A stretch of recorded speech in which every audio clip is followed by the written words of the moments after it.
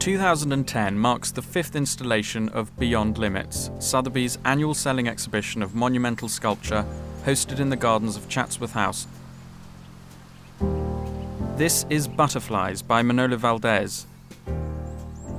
It's a unique work which Valdez is showing for the very first time at Beyond Limits. Valdez was inspired by an encounter in New York Central Park when he saw butterflies alight on a sculpture. Here he captures that moment in time. There are also references in this piece to the Fauves and to a painting by Matisse. Fabricated in aluminium, a material that provides the tensile strength to support the weight of its over 9-meter wide headdress, Butterflies produces an extraordinary play of light within the multiple reflections created by the dramatic headdress. This work is positioned on the Duke's private lawn in front of Chatsworth's magnificent south facade. Yu Minjun spearheaded a group of artists known as the Cynical Realists, an ironic response to the spiritual vacuum of modern China. This work is inspired by the 8000 Qin dynasty Terracotta Warriors, one of China's famous cultural attractions. It's about scale, historical reference, and coming to terms with China's past. Placed in the steppe cascade at Chatsworth, echoing a military display, the enigma of these confrontational figures comes to life. The grinning face is an exaggeration of the smiles that populated propaganda posters Minjun was trained to produce as a student.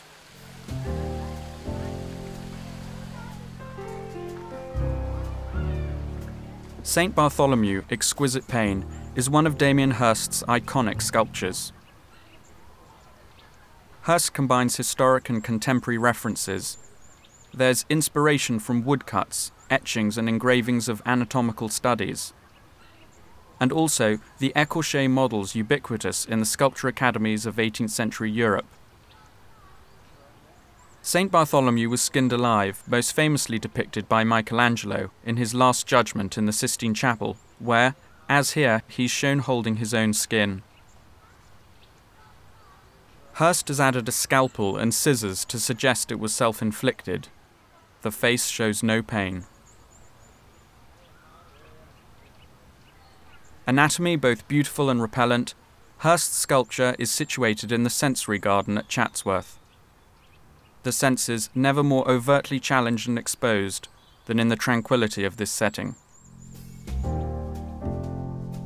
We have 4 works by Lynn Chadwick this year, 3 direct from the artist's estate.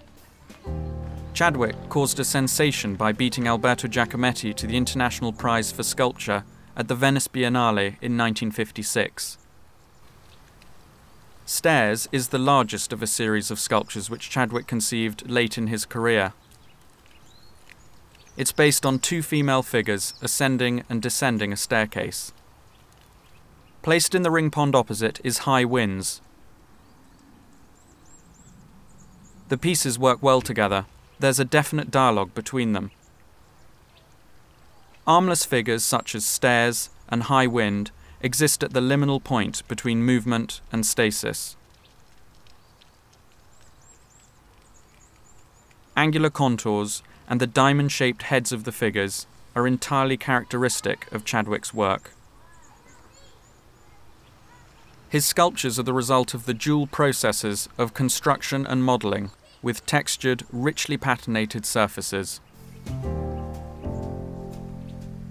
This dramatic piece, sited at the far end of the canal pond, is by British artist Mark Quinn. Its title, The Engine of Evolution, leaves no illusion as to the nature of the encounter. Naturalistic flowers cast in bronze represent the continuation of the species. The orchid, with its pincer-like mandibles, is poised to snap shut. The other flower sits with its bristling phallic protrusion. The flowers become anatomical, reduced to their reproductive elements, which are so pronounced when visualized on this scale. We accept them as just flowers at our peril. Barry Flanagan, who died last year, makes a dramatic return to Chatsworth with large mirror Nijinsky. His 2 hares spar with one another. It looks spectacular here amongst the topiary, the hare's playful action going on above our heads as we walk through. Flanagan thought the hare carried the conventions of the cartoon and the investment of human attributes into the animal world. These hares have human energy and athleticism wrapped in their lithe bodies, with their long arms and big ears making Flanagan's point.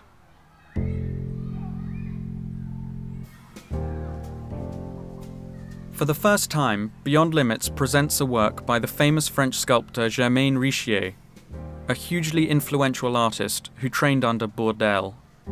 By 1940, she developed her own distinctive figure type, part human, part animal, often seemingly caught in a web of wires.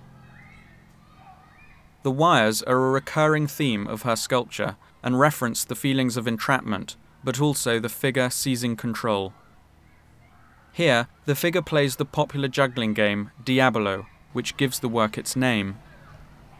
The sculpture is positioned up high to showcase the striking and original silhouette, so distinctive of Richier's work. This autumn, Beyond Limits runs from September the 13th until October the 31st, showcasing 24 works by internationally acclaimed artists from around the world.